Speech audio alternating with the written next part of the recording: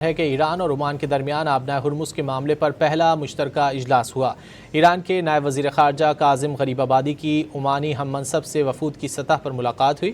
ایرانی میڈیا کے مطابق کاظم غریب آبادی نے کہا کہ اجلاس میں اسلام آباد مفاہمتی یادداشت کے پیراگراف 5 کے فریم ورک کے تحت آبنائے ہرمز کے مستقبل کے انتظام اور ساحلی ریاستوں کے حقوق پر تبادلہ خیال کیا۔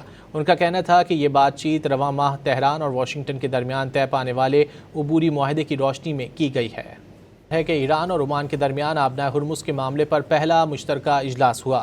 ایران کے نائب وزیر خارجہ کاظم غریب آبادی کی عمانی ہم منصب سے وفود کی سطح پر ملاقات ہوئی۔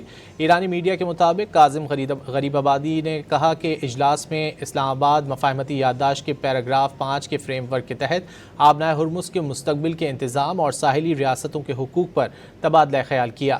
ان کا کہنا تھا کہ یہ بات چیت رواں ماہ تہران اور واشنگٹن کے درمیان طے پانے والے عبوری معاہدے کی روشنی میں کی گئی ہے کہ ایران اور عمان کے درمیان آبنائے ہرمز کے معاملے پر پہلا مشترکہ اجلاس ہوا۔